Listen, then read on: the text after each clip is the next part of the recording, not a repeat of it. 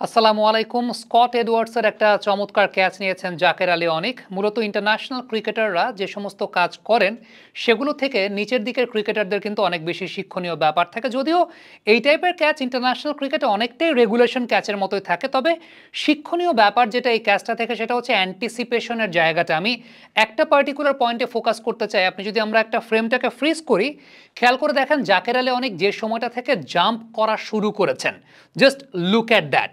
Normally আপনি একজন international cricketer এবং একজন অ্যামেচার ক্রিকেটার বা একটু নিচের লেভেলের ক্রিকেটারের সঙ্গে পার্থক্যটা এই জায়গায় খুব ভালো মতো বুঝবেন যে একজন ইন্টারন্যাশনাল ক্রিকেটার অ্যান্টিসিপেশনটা খুব ভালো মতো করতে পারেন। জাস্ট খেয়াল করে দেখেন যে জাকের যেখান থেকে জাম্পটা শুরু করেছেন তখনও কিন্তু বলটা তার থেকে অনেক দূরে এবং শূন্যে ভাসছে। নর্মালি আপনি যদি চিন্তা করেন যে ওই জাম্পটা হয় কি নিজের ভেতর থেকে আসে, যে আপনি জাম্পটা করবেন এবং সেটা একটা অনেকটা ইনস্ট্যান্ট রিয়াকশনের মতোই হয়। ম্যাক্সিমাম প্লেয়ার যারা নিচের লেভেলে ক্রিকেট খেলেন তারা জাম্পটা আসলে করবেন কখন? তারা জাম্পটা নর্মালি করেন হচ্ছে বলটা যখন অনেক বেশি কাছাকাছি চলে আসে, যখন দেখেন যে না তারা দৌড়ে রিচ করতে পারছেন না, তখন জাম্প করতে যান, এক হাত দিয়ে ফেলেন, আলটিমেটলি সেটা ক্যাচ হয় না। কিন্তু জাকেরের এই ক্যাচটার অন্যতম বড় বৈশিষ্ট্যের জায়গাটাই এইখানে, বা একজন ইন্টারন্যাশনাল ক্রিকেটার যে বিষয়টায় সবচেয়ে বেশি এমফাসাইজ করেন সেটা হচ্ছে অ্যান্টিসিপেশন। বলটা যে সময়টায় হাওয়ায় আছে এবং তার থেকে অনেক দূরে আছে, জাকের কিন্তু জাম্পটা তখন থেকেই শুরু করেছেন এবং এটা তিনি একটা ক্যালকুলেট করে ফেলেছেন যে আলটিমেটলি কোন সময়টা থেকে জাম্প করলে তিনি বলটাকে হাতে পাবেন বা হাতে পাওয়ার পসিবিলিটি অনেক বেশি মাত্রায় বেড়ে যায়। এবং জাস্ট ওই ফ্রেমটাতে আমরা যদি আরেকবার ফ্রিজ করি, সেই ফ্রিজ করলে পরে এই বিষয়টা দেখতে পাবেন যে এই পজিশনটায় তার পা কিন্তু মাটিতে ফ্ল্যাট অবস্থায় না, এই পজিশনটায় তিনি জাম্প করাটা শুরু করেছেন। তার মানে অ্যান্টিসিপেশন ওয়াজ ক্লিয়ার যে তাকে এই সময় থেকেই জাম্প করতে হবে।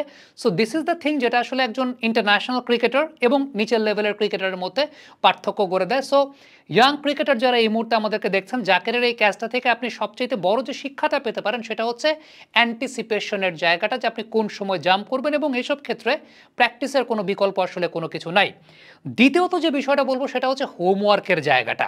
জাকের মোটামুটি মিড উইকেট স্কোয়ার লেগ ওই রিজনটাতে ছিলেন। স্কট এডওয়ার্ডসের এই সুইপটা অনেকটা বাহাইন্ড দ্য স্কোয়ার গেছে এবং জাকেরকে বেশ ডিস্টেন্স কাভার করে তার পরবর্তী সময় কিন্তু মোটামুটি আমার কাছে মনে হয় যে 3 ইয়ার্ডের মতো তিনি দৌড়ে গেছেন এবং 3 ইয়ার্ডের মতো দৌড়ে গিয়ে তারপর তাকে ক্যাচটা নিতে হয়েছে। এখন স্কট এডওয়ার্ডস যখন সুইপ বা রিভার্স সুইপ করেন, ডেফিনেটলি সেটা বাহাইন্ড দ্য স্কোয়ারেই ম্যাক্সিমাম নাম্বার অফ শটস চাই। আমরা যদি কিছু ভিডিওস প্লেস করি, এই ম্যাচের না, আমরা স্কট এডওয়ার্ডসের আগের বেশ কিছু ভিডিওস প্লে করি, খেয়াল করে দেখবেন বাহাইন্ড দ্য স্কোয়ার তিনি খুবই স্ট্রং, বাহাইন্ড দ্য স্কোয়ার তিনি অনেক বেশি মাত্রায় শট খেলেন, বাহাইন্ড দ্য স্কোয়ার থেকে তিনি অনেক বেশি মাত্রায় রান পারচেজ করার চেষ্টা করেন। সো ওয়ালটন এখন দেশের সীমানা পেরিয়ে পৌঁছে গিয়েছে 50টিরও বেশি দেশে। ওয়ালটন, ঘরে ঘরে বিশ্বজুড়ে।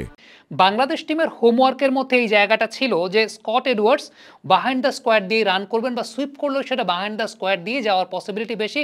So Zakir was very much prepared, he was very much prepared that he had to run, এবং তার পরবর্তী সময় তাকে ক্যাচটা নিতে হবে এবং সেই অনুযায়ী পজিশনটা ঠিক রাখা, পজিশনটা ঠিক রেখে সেই অনুযায়ী দৌড়টা দেয়া এবং আগে ভাগে প্রিপারেশন নেওয়া দৌড় দেওয়ার জন্য, কারণ স্কট এডওয়ার্ডসের শটটা ম্যাক্সিমাম ক্ষেত্রে ওই দিকে যায়। সো এখানে প্রিপারেশন একটা খুব গুরুত্বপূর্ণ বিষয় ছিল যে ওই ডিরেকশনেই, যেহেতু তিনি আগে থেকে প্রিপেয়ার ছিলেন, তিনি ওই ডিরেকশন পর্যন্ত যেতে পেরেছেন।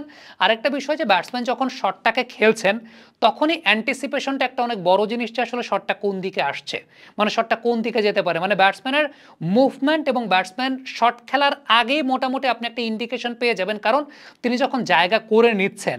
সো সাইড অ্যাঙ্গেল ভিউ দেখলে পরে এই বিষয়টা খুব ভালো মতো বোঝা যায় যে তিনি যখন জায়গাটা করে নিয়েছেন শাফল করে, তখনই বোঝা যাচ্ছে যে বলটা কিন্তু বাহাইন্ড দ্য স্কোয়ার দিয়ে যাবে। সো এই অ্যান্টিসিপেশনগুলো খুব ইম্পর্টেন্ট। অনেক সময় আমরা দেখতে পাই যে এই মুভমেন্টগুলো দেখে ফিল্ডার কিন্তু অলরেডি দৌড় শুরু করে দেন, যেহেতু ফ্রেমটা ওইভাবে ভিডিও ফ্রেম পাওয়া যায় না এই প্রোডাকশন থেকে। So ultimately we are not sure about that, কিন্তু আমার কাছে ব্যক্তিগতভাবে যেটা মনে হয়েছে, যে আমি যেটা অ্যাজিউম করেছি, যে Zakir started running at the very initial stage, যখন তিনি দেখেছেন যে স্কট এডওয়ার্ডস তিনি ওই শটটা নেয়ার মোশনে ছিলেন।